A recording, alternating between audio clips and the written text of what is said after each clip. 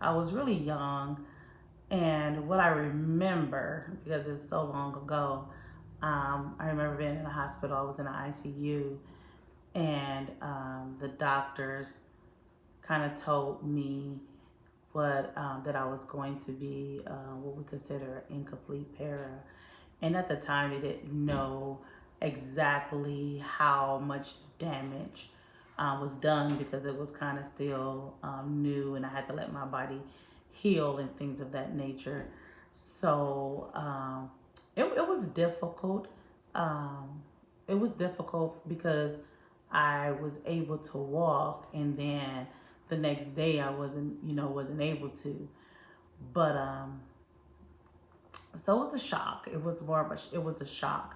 But I'm the type of person that, it's like, okay, I can get through this. I can do this. I can do this.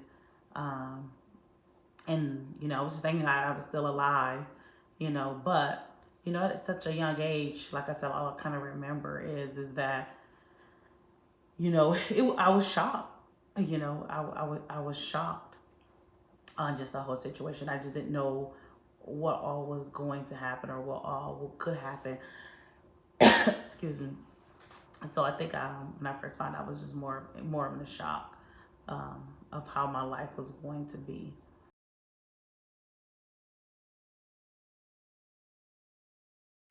It was different because I think a lot of people don't know how to approach the situation.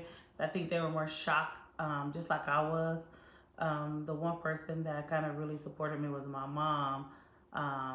She was the one that was getting me out the house and, getting me to do things. I didn't go back to school right away. But when I did go back to school, it was different because I went right into high school.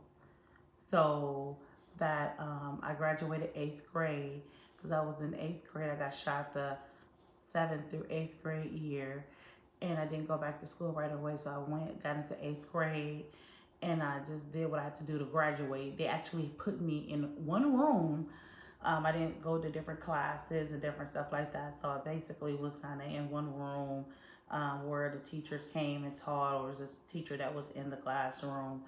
Um, or whatnot.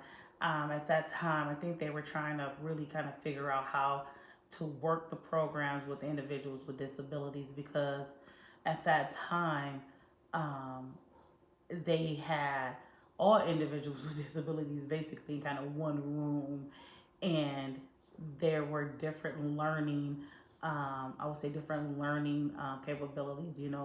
I was I was just disabled due to a wheelchair, or some people that had cognitive disabilities, just a lot of different types, and so it just wasn't. It was hard because I felt like that they were singling. I felt singled out. Um, so it got a little hard. It got a little depressing, and then they tested me and kind of found out that basically when I got to when I got to high school, that's when they stated that, okay, what we'll do is that we'll let you go to this class or let you go to that class and see how it works out. And I was kind of defiant, also. So I wasn't trying to hear what they were trying to say. I was wanting to go to class. I wanted to be around, kind of other kids, and didn't want to be kind of just kind of stuck in one room or whatnot. So I went to other classes, sat in other classes. I wasn't supposed to be in the classes, but I still went. And then the teacher stated that, well, well, if she needs us, she's able to come back to the room if she needs any assistance or whatnot. So my teacher, her name was Miss McCoy. I'll never forget because Miss McCoy fought really hard for me to be able to go to, a reading class, math class, and different stuff like that versus staying in, I can't even remember what they call the room anymore, but she was the one that went to the principal and went to the board and was like, she should be able to go to all these different, be able to participate in school fully.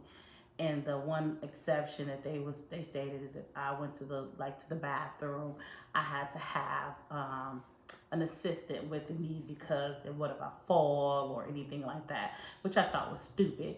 But hey, it was the rules, and that's how I was able to be able to participate and go to different classes.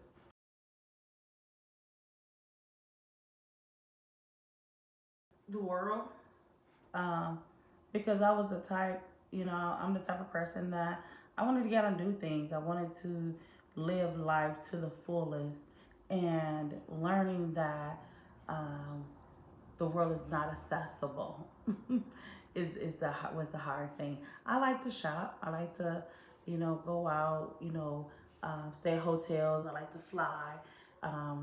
Travel, and dealing with like the airports with the planes and not being accessible, and um, just the bathrooms, going somewhere and not being able to use the bathroom because the bathroom is not accessible.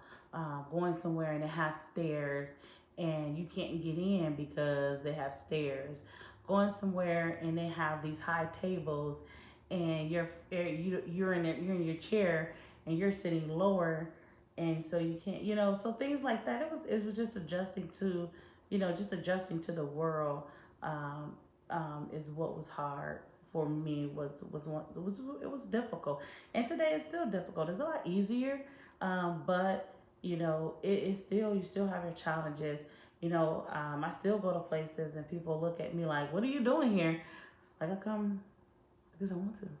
But so those are some of the challenges. Now I go places by myself, and so I always have to call ahead and make sure that it's accessible, and kind of different things of that nature. Which I think that I shouldn't have to do that. I shouldn't have to prepare for outing or things of that nature. It's getting better, but it's still a long way to go with the world and just making the world an inclusion for all people, or whatnot. So I mean that's what has been difficult for me.